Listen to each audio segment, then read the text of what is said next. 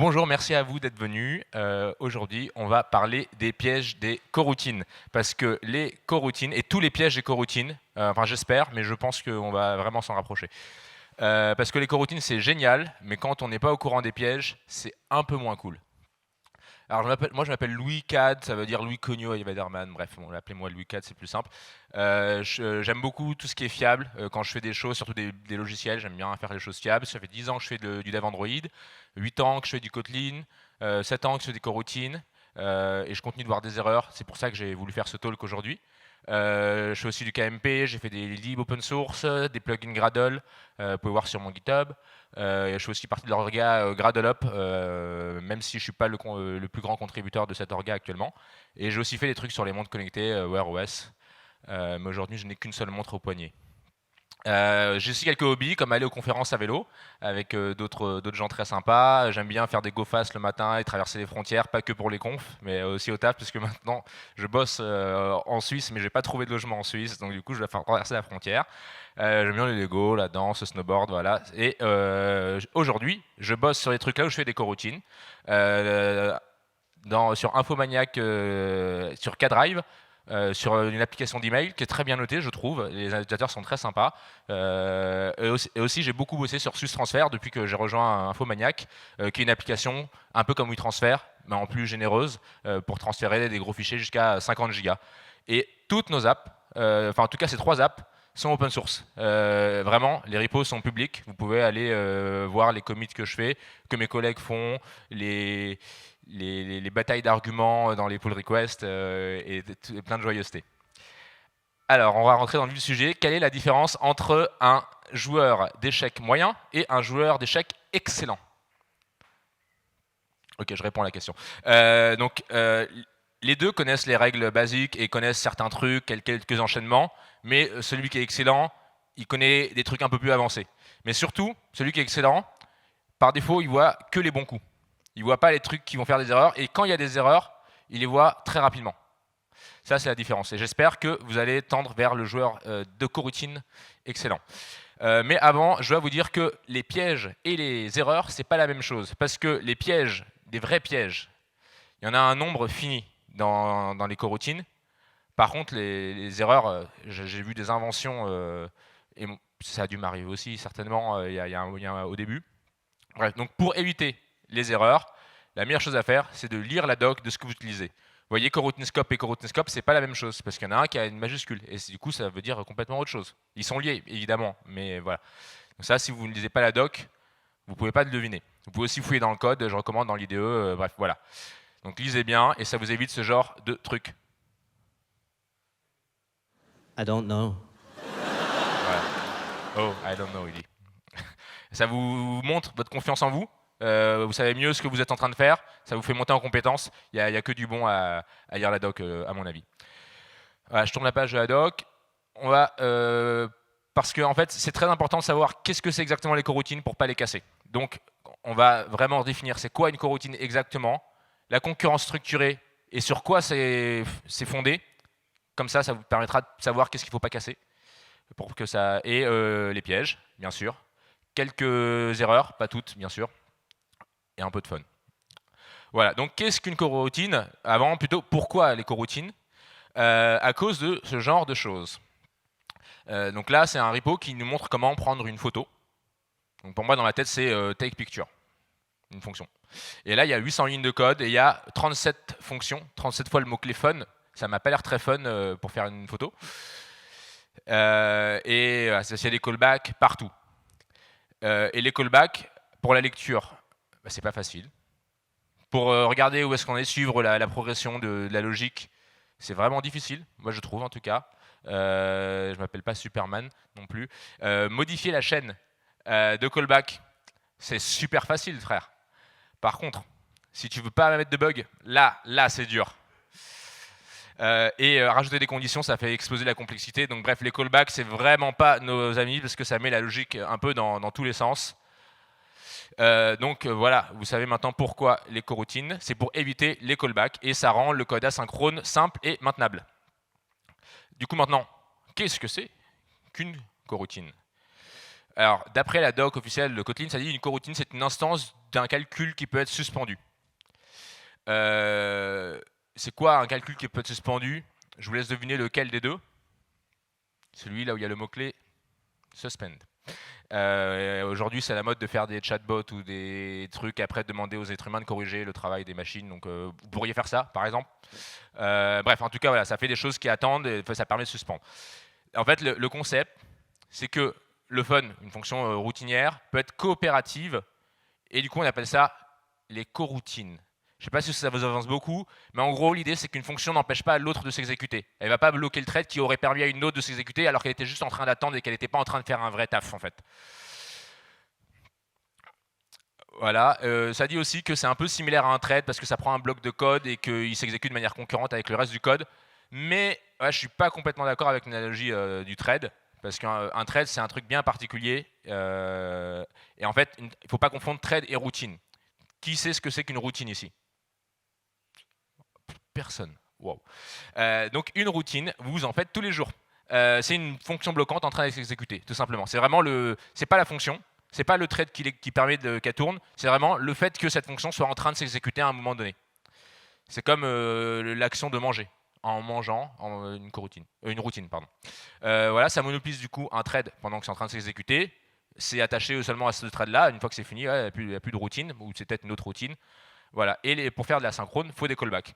Une coroutine, c'est la même chose, mais pour une fonction qui peut être suspendue.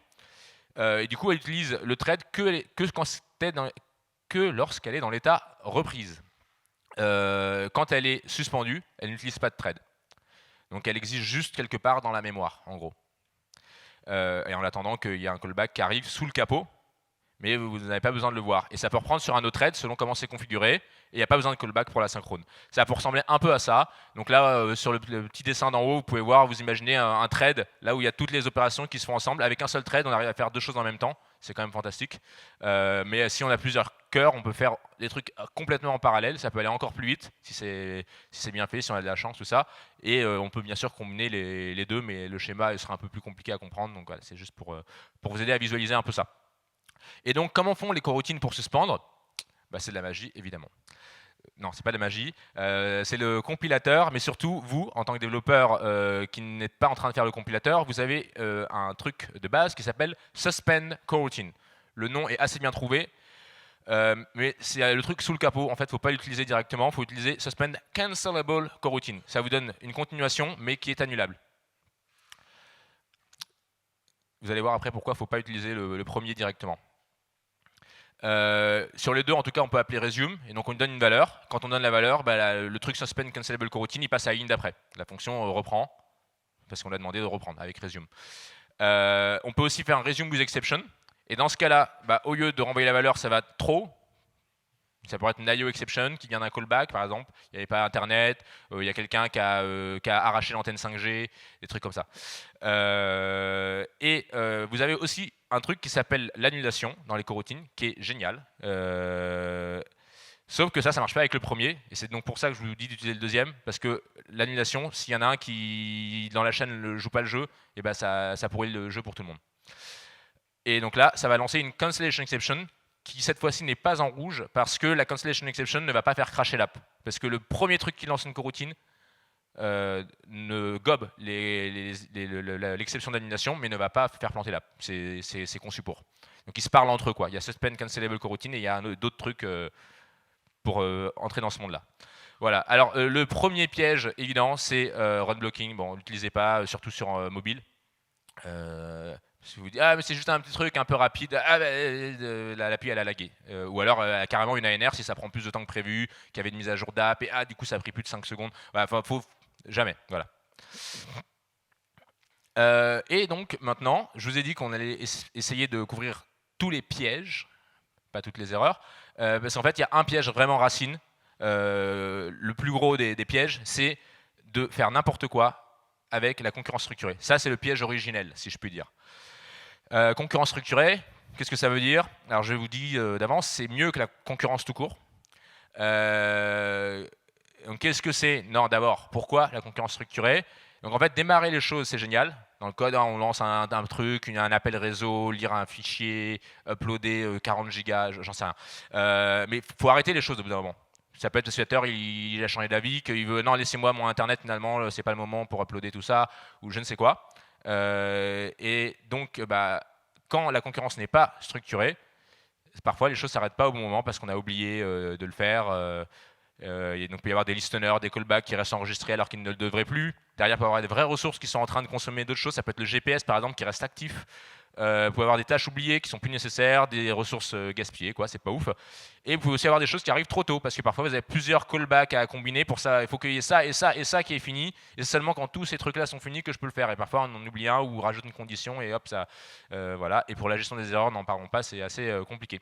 Donc la concurrence structurée, le concept, c'est de grouper toutes les tâches qui sont liées.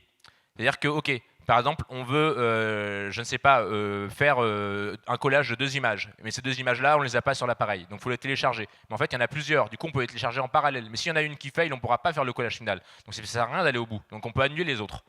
C'est ça le concept. Donc vous groupez, vous dites, ok, tout ça, ça va ensemble. C'est pas dans toute mon date, c'est juste ce truc-là de télécharger toutes les images pour ensuite pouvoir faire la combinaison. Donc ça vous pousse en fait à réfléchir à est-ce que ça va ensemble, est-ce que ça doit continuer si ça marche plus, comment je gère les erreurs, parce qu'il y a tout le temps des erreurs, réseau mobile, il y a quelqu'un qui passe et vous passez de 2 barres de Wi-Fi à moins 1 barre de Wi-Fi et puis hop, ça saute. Il faut gérer les erreurs tout le temps côté mobile, rien que pour le réseau. Et donc le fait de grouper les tâches, ça permet d'avoir l'annulation donc automatique lorsque c'est nécessaire, ça permet de simplifier la propagation des erreurs et la gestion des erreurs, puisque du coup il y a en général un seul endroit où vous avez les erreurs des sous-tâches à gérer, sauf si vous voulez que la sous-tâche soit elle-même capable de gérer son erreur toute seule. Et ça vous permet d'attendre très facilement pour un groupe de tâches sans avoir à vous casser la tête. En gros, la concurrence structurée, ça ressemble à peu près à ça, avec un dessin normalement plus joli, mais bon, je fais avec les moyens les compétences du bord. Et en non structuré, ça ressemble un peu plus à ça, surtout avec des callbacks, ça a un lien dans tous les sens. Et quand vous êtes à la gestion des erreurs, on voit que c'est quand même beaucoup plus clair. Ok, là, s'il y a des erreurs dans la partie 5, je les erre au niveau de la partie 5. Si c'est dans la sous-partie d'un truc, je peux les mettre à cet endroit-là, et ça sera assez lisible.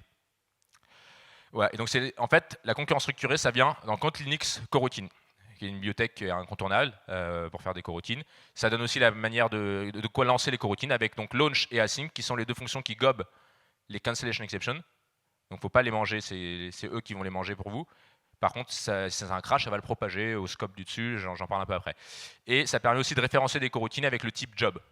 Et le type job, en fait, c'est là-dessus que tout est construit. Et vous avez aussi les flows, donc des séquences qui peuvent suspendre, et des trucs sympas comme les channels, les mutex, les sémaphores, et j'en passe. Voilà.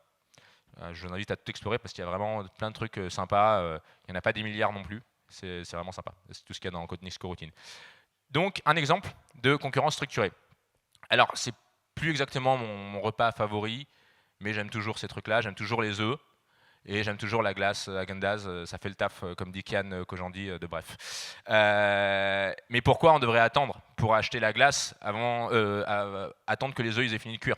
C'est bête, on pourrait faire les choses en parallèle.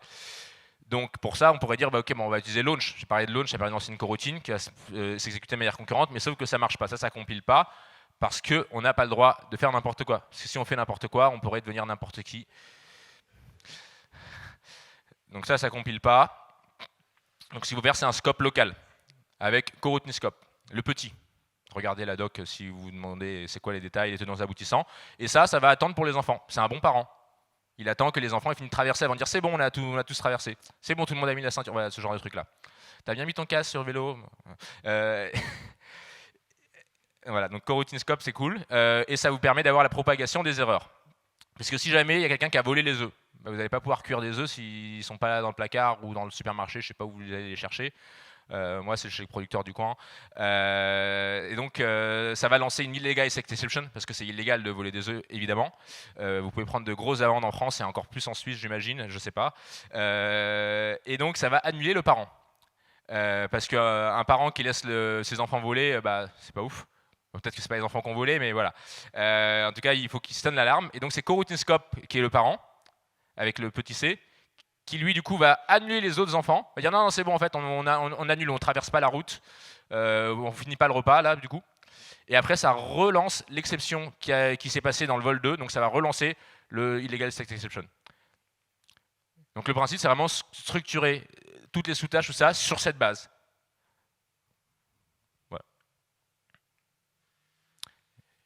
normalement, une fois qu'on a compris juste ces bases-là, ça devient assez simple.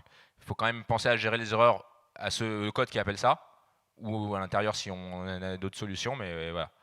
Et ça ne fait pas de fuite. Du coup, comment ça marche? Sur quoi c'est construit? C'est important pour ne pas le casser.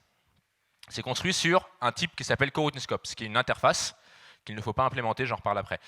Ça contient le coroutine context par défaut. Alors coroutine scope vient de Kotlin coroutine, mais coroutine context est directement dans la standard library Kotlin. Donc c'est juste un projet Kotlin, ça existera toujours. Mais en général, c'est un peu bas niveau comme suspend coroutine, donc on ne l'utilise pas directement, mais c'est quand même nécessaire. Et dedans, du coup, va se cacher potentiellement des trucs, et là, du coup, Kotlin coroutine va mettre un job. Et le job, c'est l'objet, la pierre angulaire de l'annulation et de la concurrence structurée. Et vous pouvez lancer des sous-coroutines aussi dans un launch, ça vous donne un autre coroutine scope, et donc vous pouvez avoir une sorte d'arbre de sous-tâches, si vous le désirez. Vous pouvez le cacher derrière une fonction, voilà, il y a des possibilités. Et donc l'annulation, c'est avec la fonction suspend cancelable coroutine, qui vous donne une cancelable continuation, et ça utilise en fait sous le capot une combinaison de suspend coroutine, le fameux truc bas niveau dont je parlais, et job, qui lui est caché dans le coroutine context actuel, qui est un peu comme un thread local, mais c'est pour une coroutine, puisqu'une coroutine peut changer de thread, il fallait trouver autre chose. Et ça écoute sur le job, ça écoute sur le completion. Et en fait, dans le invoke on completion, on peut savoir si ça s'est terminé parce qu'il y a eu une erreur ou pas. Et donc, du coup, si c'est une cancellation exception, c'est qu'on a été annulé de quelque part. Ou si c'est une erreur, c'est qu'il y a eu un plantage. Et du coup, ça permet de remonter ça et que le suspend cancelable coroutine fonctionne comme si c'était une fonction bloquante en apparence, qui juste fait son taf jusqu'à ce qu'elle ait fini et trop l'exception si jamais il y a un problème. Du coup, job, ça a plusieurs états. L'état initial, c'est actif, en général. Vous pouvez aussi avoir un état un peu coquille vide, new. Dans certains cas, je montre juste après comment ça marche. Vous avez completing, completed, quand on a été au bout du traitement qu'on voulait. Vous avez aussi la possibilité dans l'état en train d'être annulé, et annulation terminée. Et après, vous avez trois propriétés sur le type job. Is active, quand on est en train de finir ou qu'on est actif, on est actif. Is completed, que ce soit par annulation terminée ou par tout s'est bien passé, c'est is completed sera true. Et is cancelled, dès qu'il y a eu le signal d'annulation, on est considéré comme is cancelled. Vous pouvez faire le croisement entre les deux, vous voyez, is completed et is cancelled, l'annulation a été jusqu'au bout sans problème. Et donc il y a des fonctions clés sur job, vous avez cancel, join, cancel and join, qui du coup va attendre que les enfants aient fini de rebrousser chemin sur le passage piéton par exemple. Et ensure active qui permet de savoir si c'est toujours là. Si c'est pas bon, ça va directement throw la cancellation exception qui du coup sera remontée jusqu'au launch qu'il faut. Donc ça va pas faire planter votre app. Ça va juste permettre l'annulation en cascade comme vous l'avez voulu. Et donc certaines de ces fonctions et propriétés sont disponibles pas juste dans le job, donc vous n'avez pas forcément besoin d'aller chercher le job, de le manipuler directement, à part pour annuler une sous-tâche. Mais vous pouvez aussi l'avoir sur coroutine scope et aussi comme extension de coroutine context. Mais c'est bien défini dans, même si coroutine context est dans la standard library de Kotlin, c'est bien défini dans Kotlin coroutine l'extension. Ensure active est aussi disponible, très très pratique. Ensure active, j'en parle après. Et vous avez isActive qui peut aussi être pratique dans certains cas, même si ensure active, je trouve, est souvent mieux. Exemple, vous faites un launch, ça prend 2 secondes. Au début, il est considéré comme actif, les 2 secondes ne sont pas écoulées, mais le launch a déjà eu lieu, et après le join, il est fini. Donc le join, ça permet d'attendre que le job qu'il y a dans launch se termine. Vous pouvez aussi faire du async. Donc, quand vous faites du async, quasiment toujours, il faut qu'il y ait un coroutine scope local. Il ne faut pas utiliser un scope racine, genre lifecycle scope, view model scope. En général, il faut juste utiliser un scope local pour bien délimiter les choses, parce que sinon vous risquez de faire d'autres erreurs dont je parle après. Ça renvoie à un deferred, mais deferred c'est un job. C'est juste qu'en plus il y a une valeur de fin. Voilà, c'est tout. C'est comme une fonction qui renvoie à unit, qui renvoiera pas de truc ou qui renvoie un truc. Et du coup, avec, vous pouvez appeler quelque chose. Et quand vous appelez await, là il est en lazy, donc c'est pour ça qu'il commence à new et il devient actif que quand on fait le await. Et donc là, du coup, ça commence à exécuter le code. Et quand le await est fini, et du coup, on passe en completed. Et on peut faire moult choses. On a aussi la possibilité d'en faire à la main sans avoir de code suspend qui s'exécute. Donc ça permet, le mieux c'est d'utiliser suspend cancelable coroutine, mais vous pouvez aussi dans certains cas utiliser ce truc-là, completable deferred. Par défaut est considéré comme actif, et vous pouvez aussi faire un callback et appeler complete dessus. Voilà. Vous pouvez faire un await et ça existe aussi en version de job. D'ailleurs, je crois que completable job marche pas. Je faut enlever completable. J'ai dû faire une petite erreur. Ça arrive à tout le monde les erreurs, bien sûr. Voilà. D'autres pièges. Là, le piège le plus courant, c'est de manger les trucs qu'il faut pas. Là, je sais pas ce qu'il a mangé l'enfant, mais donc les conséquences de manger les cancellation exceptions, c'est la pollution. Alors pas forcément la pollution atmosphérique, mais de la pollution quand même. Ça va venir polluer au log. Exemple, ici, voilà ce qu'on a trouvé sur les reports de ce qui se passe en prod. Donc, bien sûr, on a corrigé ça, je crois. Mais ça arrivait quand même beaucoup de fois, vous voyez, hein, quelques milliers de fois. Job cancellation exception, c'est complètement inutile comme erreur. C'est pas une vraie erreur, c'est juste qu'il y a un truc qui s'est annulé, juste parce que l'utilisateur il est peut-être revenu en arrière ou quoi. Et à un endroit, on gobe ça, on dit ah attends, il y a une exception, c'est une erreur.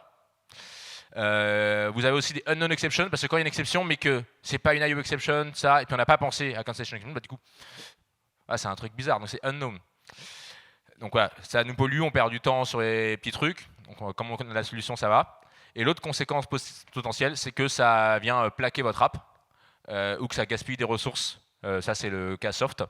Vous êtes sur le main thread, et puis vous avez une app qui se fait killer si elle bloque plus de 5 secondes, ou une soft ANR, ça c'est quand tout se passe sur des threads d'arrière-plan, mais que en fait, parce que vous avez bouffé des constellation exceptions et que ça a eu des répercussions par rapport à la logique que vous aviez prévue, et bah, du coup les threads sont bloqués en arrière-plan, et donc l'interface reste, vous pouvez scroller, mais voilà, vous cliquez, ça fera jamais rien parce que tout le reste est bloqué. Donc c'est encore pire. Donc les cancellation exceptions, c'est comme les piles, ça ne se mange pas. Et là c'est pas bien là, ce qui se passe. Ce qu'il faut, c'est mettre un block catch pour les cancellation exceptions. Il faut y penser tout le temps. Dès que vous catchez un truc, cancellation exception, il faut la rétro. Vous pouvez aussi le faire comme ça, checker une instance. Bon, il y a plusieurs manières de faire. Ça, c'est pas bon, bien sûr, parce que les block catch ne sont pas dans le bon ordre. Mais vous pouvez aussi utiliser encore un autre truc, ensure active. Ça, c'est la manière la plus correcte. Mais celle d'avant marche très bien aussi. Et ça, vous le mettez n'importe où. Si jamais il se trouve que l'endroit où vous êtes, là, en fait, c'est censé être annulé, la tâche, hop, ça vous troll l'exception. Faut juste que ce soit fait dans le bon bloc. Ça c'est pas bon non plus. Ça, c'est vous pensez que c'était des bonbons, mais en fait, c'est des piles. Et vous êtes trop jeune pour savoir, il vous manque un peu l'expérience. En fait, cancellation exception, c'est aussi une illegal state exception. Comme quand il y a eu les vols des œufs. Merci Java. Parce que ça vient de Java concurrent sur la JVM en tout cas. Du coup, on a malheureusement ça. Donc, il faut le mettre dans le bon ordre. Toujours cancellation exception en premier. Ça marche toujours. Ensure active. Voilà. Alors, il y a un truc qui est cool, c'est run catching. Sauf qu'ils n'ont pas pensé à tout quand ils l'ont mis. Et ça gobe tout. C'est un enfant intraitable. Il avale tout ce qu'il y a devant. Donc, il faut bien penser à mettre un petit block on failure et retroll les cancellation exception. Mais comme c'est un peu pénible, pour pas dire des mots plus vulgaires, parce qu'il y a peut-être des enfants dans la salle d'ailleurs, on a fait une petite extension cancelable et on se sent plus intelligent après avoir fait une petite extension super pratique. Maintenant, on a eu une superbe idée avec des boucles comme mes cheveux. On va attendre qu'il y ait Internet. Parce que s'il n'y a pas Internet, ça ne va pas marcher. Donc on va attendre qu'il y ait Internet. Ensuite, on va envoyer la donnée au back-end et là, c'est bon, on retourne, c'est bon, on pourra faire la suite du traitement. Mais on va cacher les exceptions parce que peut-être que Internet va couper pile au milieu. Et dans ce cas-là, on va signaler l'exception et on fait une boucle et on fait un continu, comme ça on pourra réessayer et réattendre qu'il y ait Internet parce que si ça se coupe, c'est probablement qu'Internet, notre back-end, il est inviolable, il marchera toujours. Jamais de 503, jamais de... Enfin, je sais pas, mais bref. Et voilà. Et ça, c'est une superbe intention, mais voilà ce que ça donne. Ça fait une boucle infinie. Parce que ce qui se passe, c'est que await network connected, à un moment, il va vérifier que c'est annulé. Il check pour l'annulation. Il y a pas mal de trucs dans Kotlin Coroutine, des build nil blocks qui le check automatiquement. Donc, du coup, il va trop ça va aller dans le bloc catch. Et là, après, ok, il signale l'erreur, qui n'en est pas une. Et il va dans le continu, donc il repart pour un tour, et ainsi de suite. Et donc ça vous bouffe un thread. Et le code, s'il n'y avait pas ce problème-là, il serait correct, peut-être même sur le main thread, parce qu'il ne bloque rien. Derrière, si c'est que des appels suspend, il n'y a pas de problème. Alors on pourrait mettre, au lieu de mettre un while true, on pourrait dire ah non, mais en fait il faut juste checker que c'est active, il y a is active là, super. Sauf que ça c'est pas une solution très excellente parce que vous avez un petit return juste avant le block catch. Et en fait, le while avec la condition, en fait, ça va return soit parce que c'est plus actif, soit parce que on a bien été au bout. Et si jamais vous avez un code synchrone qui derrière fait un truc, et bah du coup il va confondre les deux. En fait, il pourra pas savoir. Donc le mieux, c'est de vérifier que c'était actif et bien sûr pas le mettre au mauvais endroit, hein, le mettre bien dans le block catch, pas dans le block try. Voilà, donc pour résumer, vous avez Ensure Active qui est disponible à pas mal d'endroits. Avec, en général, il est dispo, juste vous le tapez, il sera dispo si vous êtes dans un coroutine context, dans un launch, dans un coroutine scope, tout ça. Et dans tous les cas, vous avez toujours current coroutine context, c'est ça, c'est une valeur sûre, et vous pouvez appeler dessus. Ou vous pouvez faire les throws ou le cancelable. Voilà le récap, ne mangez pas les cancellation exceptions. Maintenant, l'autre truc, c'est de casser la concurrence structurée. La concurrence structurée, quand on la casse, les conséquences, c'est qu'il peut y avoir des choses donc, qui ne marchent plus de manière silencieuse, il peut y avoir des choses qui sont annulées, arrêtées trop tôt ou immédiatement, ça fait des bugs pas ouf, voire des bugs qui sont très subtils. Il peut y avoir aussi des choses qui sont arrêtées trop tard, voire jamais, et de la batterie qui est bouffée, une facture back-end qui monte, etc. Des fuites de mémoire, ça peut ralentir votre app, ça peut même la saigner, et gaspillage de ressources, donc comme je disais. Donc maintenant, vous ne pourrez pas dire que vous ne savez pas les conséquences de casser la concurrence structurée. Donc comment on fait pour casser la concurrence structurée? Pour faire dérailler votre app, vous pouvez utiliser le mauvais coroutine scope. Vous pouvez vous tromper avec le async await et croire que vous avez bien géré les erreurs. Vous pouvez avoir un coroutine scope qui n'a pas de job, sans emploi, et qui n'a même pas France Travail. Ou Pôle emploi. Vous pouvez avoir le job, vous pouvez écraser le job. Il voulait être boulanger et puis en fait on lui a dit d'aller réparer les caténaires. Et puis on a oublié, on a perdu trace de plus de nouvelles. Et les fonctions annulables. Qui ne sont pas annulables, ça c'est aussi un autre problème. Donc ça c'est le mauvais scope. Ça c'est le même exemple que tout à l'heure, sauf qu'au lieu d'utiliser un coroutine scope local, j'ai mis un scope extérieur. Et le problème, c'est qu'en fait, le another scope va récupérer les erreurs de s'il y a un vol 2 et prépare la fonction là, elle va pas récupérer les erreurs. C'est pas bon. Parce que du coup, on saura pas si ça a été au bout ou quoi. Donc ça, c'est pas une bonne idée. Donc, voilà, c'est juste coroutine scope local, c'est tout simple. Ça attend que les œufs soient finis, ça centralise. Ça, c'est un petit piège. Donc là, vous avez un async, vous faites un truc. Donc le async vous permet de pouvoir récupérer la valeur après, mais de faire des choses en parallèle. Et là, vous vous dites, OK, ici, autour du await, je mets un try-catch. Sauf que async, lui, il est connecté au scope de-dessus. Du coup, il va avertir qu'il y a eu peut-être un vol 2 ou je ne sais quoi. Le coroutine scope, c'est lui qui va lancer l'exception. Donc ça, c'est pas bon. Il faut gérer l'exception soit tout autour du coroutine scope parent des async ou launch, ou alors le gérer à l'intérieur du async. Et du coup, faire en sorte qu'il ne lance pas d'exception. Ça, c'est les sans-emploi. Non, j'ai rien contre les sans-emploi, d'ailleurs ça a dû m'arriver. N'implémentez pas coroutine scope. Vous pouvez, mais il ne faut pas. Il y a d'autres manières de faire. Tout simplement, vous utilisez la fonction coroutine scope avec des parenthèses et vous mettez ce que vous voulez dedans. Si vous implémentez coroutine scope, vous avez un risque de faire des erreurs, de jamais renvoyer le même job, du coup de plus avoir trace de trucs qui ont été lancés avant, et ça peut causer d'autres problèmes de plus avoir le job qui est référencé.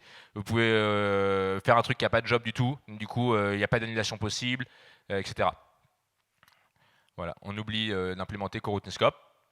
L'autre truc, donc, c'est écraser le job. Donc on fait par exemple un with context et puis on met un autre job. Non. À la place, faites launch dans le scope là où vous voudriez que la chose se passe et vous écoutez derrière avec join ou avec await. Ça, c'est plus correct. Ça peut être parfois bizarre, mais il peut y avoir des cas d'usage là où vous avez vraiment besoin de ça. Donc, préférez ce genre de choses là. Par exemple, vous avez l'interface qui veut attendre un truc qui se passe dans le view model. Bon, vous pouvez faire un join sur la tâche lancée dans le view model. Et l'interface, du coup, pourra savoir où est-ce que ça en est. Un exemple. Pas forcément la bonne idée si vous réfléchissez à tout ce qui peut se passer avec les configuration changes si vous ne les gérez pas ou quoi, mais voilà. La fonction non annulable, donc n'utilisez pas suspend coroutine, je dis toujours cancelable coroutine, parce que le problème c'est que non seulement, en fait, si vous avez une API qui est annulable, il y a tout ce qu'il faut dans suspend cancelable coroutine pour annuler. Vous pouvez faire dans la cancelable cancellation, vous pouvez enregistrer un callback, il y a invoke on cancellation. Si jamais vous avez une API qui n'est pas annulable, il faut quand même l'utiliser parce que sinon ça risque d'empêcher la propagation de l'annulation. Et du coup, au lieu de faire une petite fuite de mémoire à cause d'une API qui ne permet pas de désenregistrer un callback ou de réinitialiser à nul ou je ne sais quoi, et ben vous allez faire une fuite de mémoire pour plein de trucs qui, eux, pouvaient le gérer comme il faut. Donc, il vaut mieux avoir une petite fuite et finalement que ça passe quand même, que avoir une fuite énorme et d'avoir une app qui finit par avoir un comportement exécrable. Voilà. Et maintenant, on va parler de poubelle. Le coroutine scope non référencé. Donc là, je crée un coroutine scope, ici, et hop, direct, je launch un truc. Et ça c'est dangereux. À la place, ce qu'il vaut mieux faire, c'est s'assurer qu'il y ait une référence en dur. Donc ça, c'est quand on fait un scope custom. Parce que si vous avez des API déjà existantes, genre Lifecycle Scope, View Model Scope, Repeat and Lifecycle, et tout ça, en général, c'est bon, il y a déjà la référence qui est là, à l'activity, à la composition ou quoi. Mais si vous faites un scope custom, il faut toujours vous assurer qu'il y ait une référence en dur dessus. Parce que sinon, ce qui se passe, c'est qu'il y a quelqu'un qui va passer comme ça, et il le fout dans la poubelle, et hop, c'est parti. Alors, l'arme du crime, on la connaît, hein. C'est le garbage collector. Ça arrive en plus de manière assez random. Voilà, ça c'est l'arme du crime. Mais pourquoi ça a eu lieu? Le garbage collector, normalement, c'est notre ami. Hein. Il nettoie les choses et tout. Ça fait que ça reste clean, qu'il y a de la place dans la RAM. Donc, en fait, le problème peut être, si vous avez fait les choses comme il faut, dans la fonction run something. Là, je vais vous donner un exemple avec Media Player. C'est une API d'Android avec des callbacks. Et moi, je pense callback, je me dis OK, coroutine, et ça va être super simple à utiliser, génial. Donc, je crée le player. Je pense toujours à, quand on va sortir, nettoyer les ressources. Donc, je fais un bloc try finally direct dans le finally qui s'exécutera, qu'il y ait une exception ou pas, on fait le release. Comme ça, c'est bon, on libère la RAM de ce que ça consommait, de charger le fichier audio ou je ne sais quoi.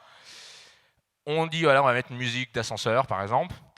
Il y a un truc qu'il faut préparer qui charge en gros la musique. Et après, hop, c'est parti, on joue. Voilà. Et du coup, ces deux fonctions-là, await preparation et play and await complete, donc c'est moi qui les ai implémentées. Je les ai fait très bien, hein, je vous promets. Je fais un try finally, je réinitialise le listener à la fin. Jusque-là, pas de problème. Ensuite, j'utilise suspend cancelable coroutine. On a la continuation, ok. Donc ça libère le thread. Il faut savoir que le garbage collector, il va jamais nettoyer les trucs qui sont en cours d'exécution, donc sur un thread. Mais une coroutine, quand elle est suspendue, par exemple avec suspend cancelable coroutine, elle est plus sur un thread. Elle est toujours dans la RAM. Mais qu'est-ce qui la garde dans la RAM? Alors, vous avez prepare a sync, vous avez start, voilà, et hop, là, c'est foutu. Là, il n'y a plus de son. Alors qu'on n'a pas demandé l'arrêt du son. La musique, elle dure 3 minutes, donc je vous assure que c'est pas normal. En fait, le truc, c'est que ces deux fonctions-là, ça met un callback quelque part dans l'instance de Media Player, mais Media Player, c'est une sorte de variable locale. Donc du coup, c'est pas rattaché à quelque chose en dur non plus. Et en fait, dans Media Player, on pourrait dire, oui, mais comme ça joue du son, il y a probablement un truc qui, lui, est tout le temps là, qui est prêt à jouer du son. Sauf que ce truc-là, il est quelque part d'autre, et en fait, il y a une weak référence sur la référence du Media Player, et vous pouvez pas forcément le savoir.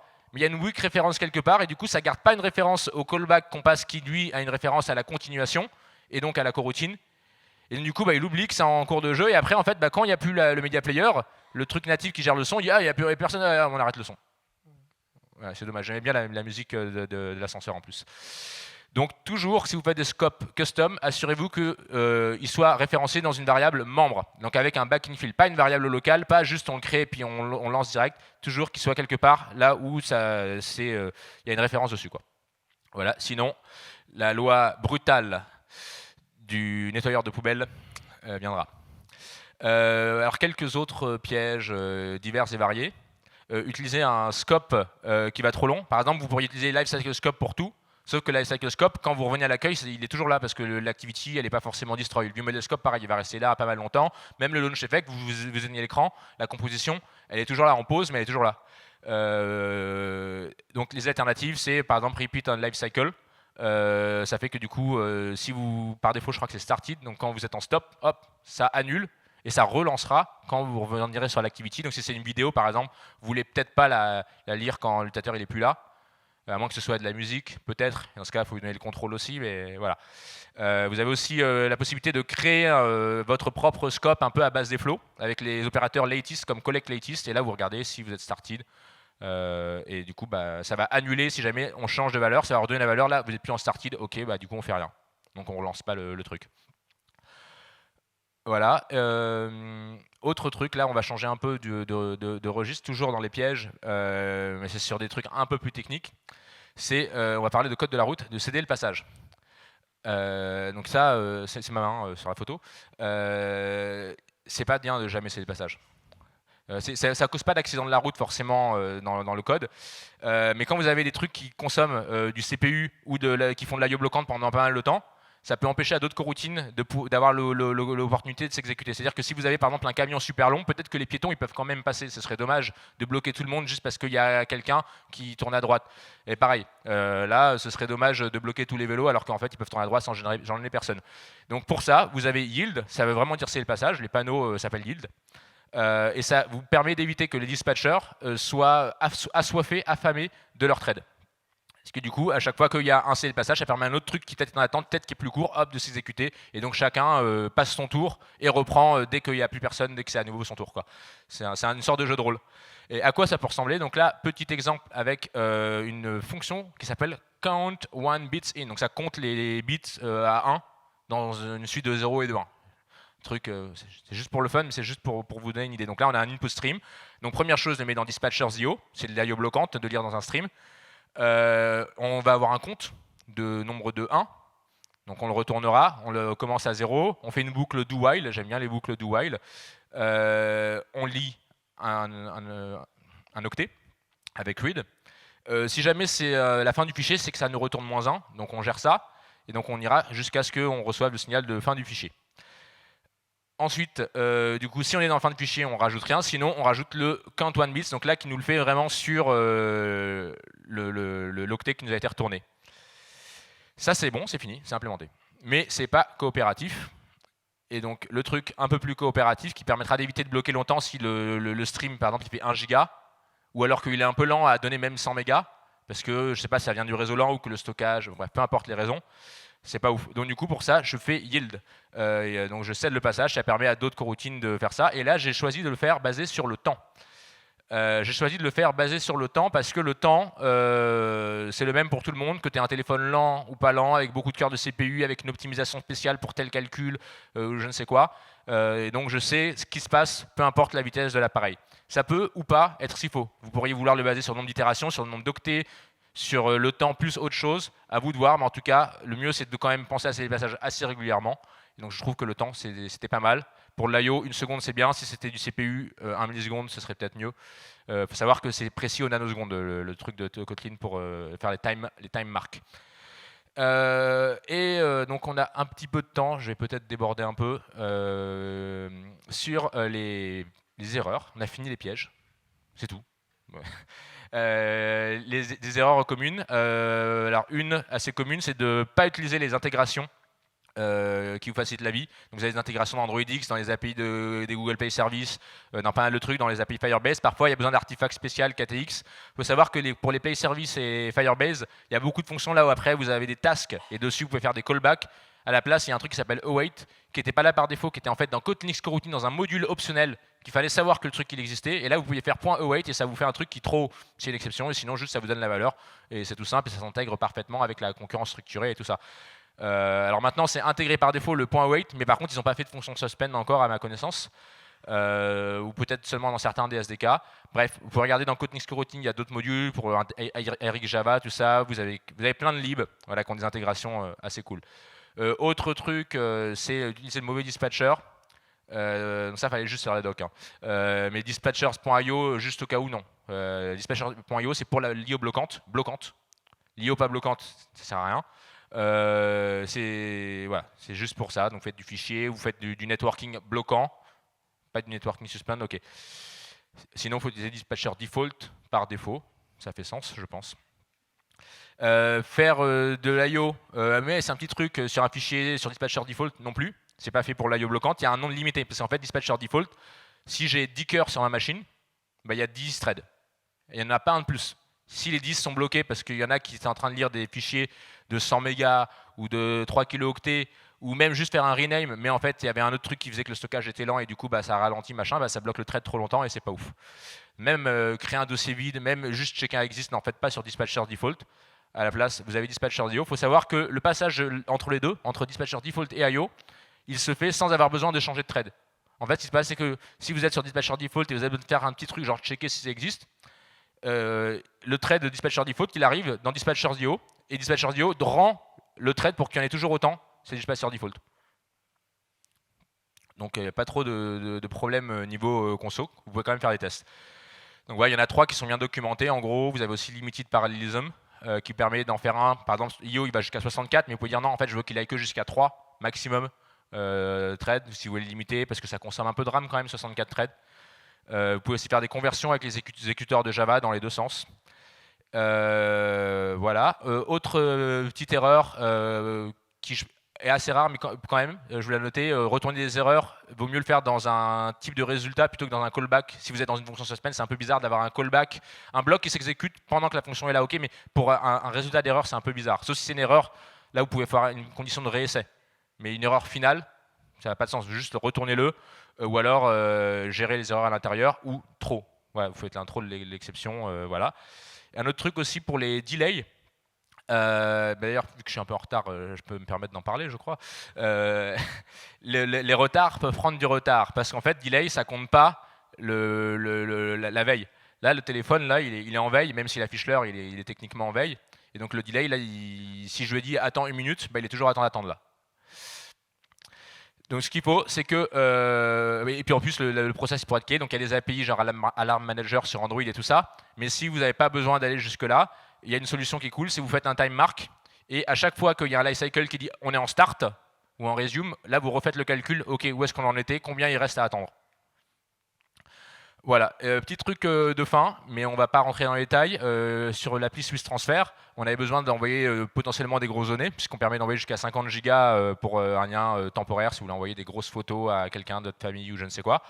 Et donc on a fait un truc pour gérer le réseau instable, parce que si tu es à 40 gigas et qu'il me manquait plus que 10 mégas, et puis que tu viens de quitter le Wi-Fi parce que tu es sorti dans ton jardin, c'est dommage. Et donc du coup l'algo est là, si vous voulez vous pouvez scanner, prendre une petite photo pour vous rappeler. Vous voyez le code, mais il y a le lien sur GitHub, comme c'est open source, vous pouvez tous voir, ça peut vous inspirer. Et aussi un petit truc sympa, c'est try await, cancellation et finally, ça vous permet de remplacer du start et du stop. Vous avez une fonction, si vous l'annulez, ça arrête automatiquement puisque ça va être dans le bloc file. Vous pouvez juste utiliser await cancellation pour attendre l'annulation.